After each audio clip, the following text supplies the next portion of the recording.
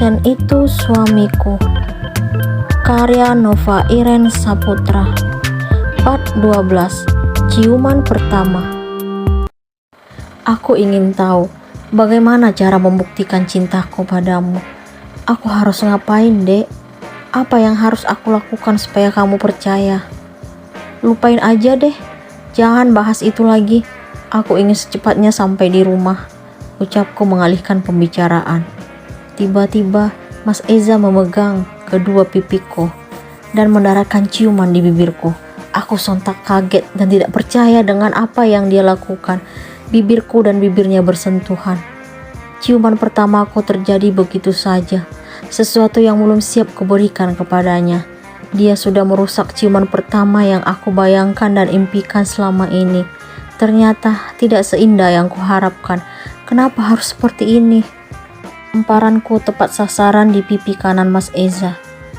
Au, dia mengerang kesakitan sambil memegang pipinya. Tega kamu, Mas, ucapku. Tega kenapa sih, Dek? Kamu itu istriku. Gak ada yang salah dengan apa yang kulakukan. Dia berusaha membela diri. Kenapa tiba-tiba kamu melakukan itu?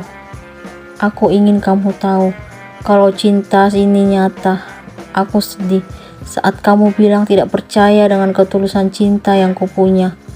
Itu salah satu bukti besarnya rasa cintaku padamu. Bukti kamu bilang, Mas? Ciuman kamu anggap sebagai bukti cinta? Itu nafsu kamu.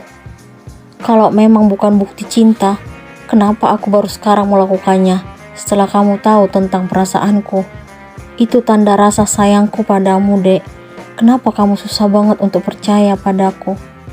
Karena sebelumnya kamu sudah membohongiku. Aku berbohong karena cinta, Dek, bukan berbohong untuk kejahatan. Dia tetap bersikeras dan merasa tidak bersalah. Stop, aku mau pulang, mau istirahat di rumah. Ciuman pertamaku telah dirusak olehnya. Kenapa dia tidak sabar menunggu sampai diriku benar-benar siap?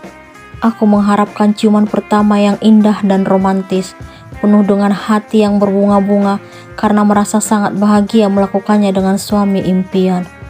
Dia telah merusak semuanya, menggagalkan khayalan dan impianku tentang makna ciuman pertama. Kenapa dia selalu berusaha mengobrak-abrik hati dan perasaanku? Aku harus bagaimana? Sekarang diriku merasa sangat kesal dan malu memandang ke arahnya karena kejadian itu. Seperti biasanya pagi ini, dia mengantarkanku kuliah dan hari ini juga jadwalnya mengajar di kelasku. Aku diam 1000 bahasa selama dalam perjalanan menuju kampus, tetapi dia tiba-tiba membuka pembicaraan. Kamu masih marah ya, Dek? Marah kenapa? Tanyaku ketus. Marah karena kejadian kemarin. Kenapa sih dia harus mengungkit kejadian itu? Malu. Udah ah, lupain aja, jawabku. Tapi kenapa kamu diam aja? Gak apa-apa, lagi malas ngomong, balasku berbohong. Maaf ya, kalau menurut kamu kejadian kemarin salah, aku janji tidak akan mengulanginya lagi. Sebelum kamu benar-benar siap, aku akan tetap sabar menunggunya. Kenapa sikapnya membuatku merasa bersalah? Aku udah bilang, lupain aja. Jangan dibahas lagi, bahas yang lain aja. Oke, Dek, sekali lagi aku minta maaf. Iya, Mas, aku udah maafin, ucapku sambil berusaha tersenyum. BTW, hari ini bahas materi tentang apa, Mas? Lanjutku untuk mengalihkan topik pembicaraan. Hari ini materinya tentang kas dan piutang.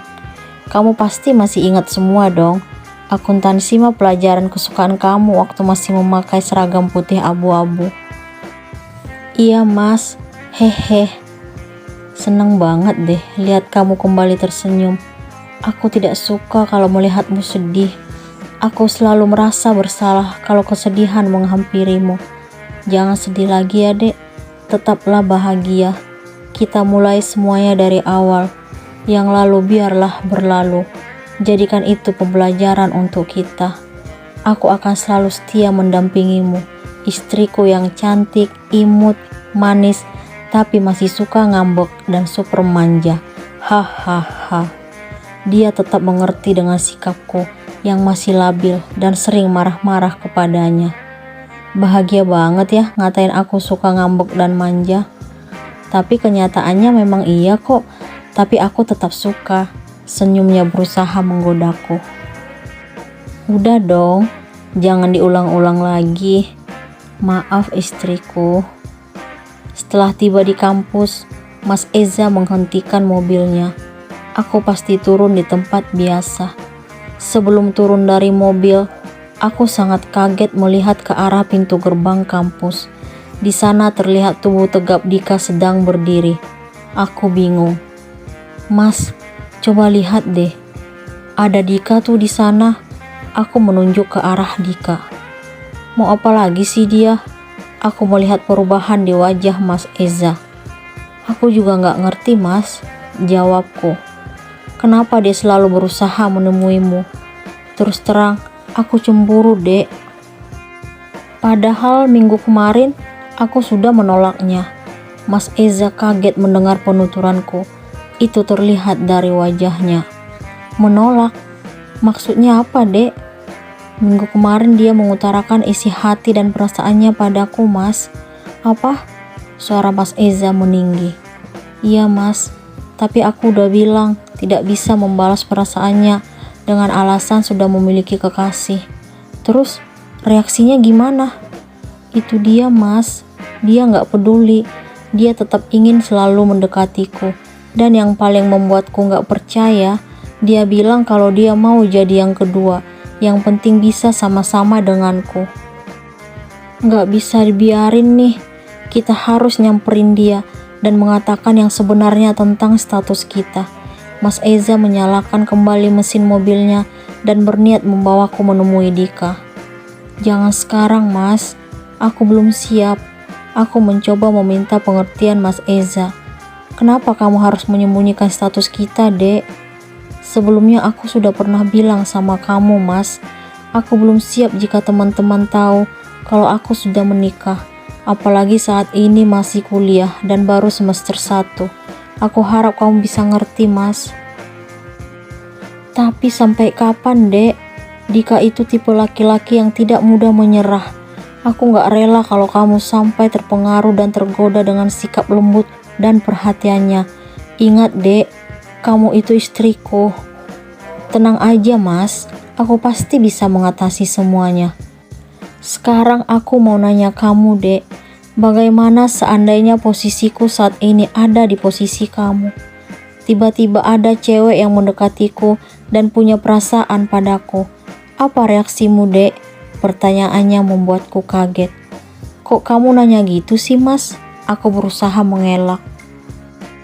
Tolong jawab dek, aku ingin tahu.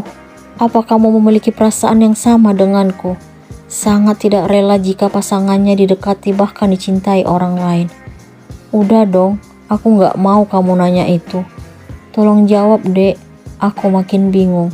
Aku tidak pernah menyangka kalau Mas Eza menanyakan hal itu. Terus terang, aku sangat bingung harus memberikan jawaban yang seperti apa. Kenapa sih dia harus memberikan pertanyaan serumit itu? Masih banyak hal lain yang lebih mudah untuk dijawab. Apa jawaban yang akan Bunga berikan kepada Eza?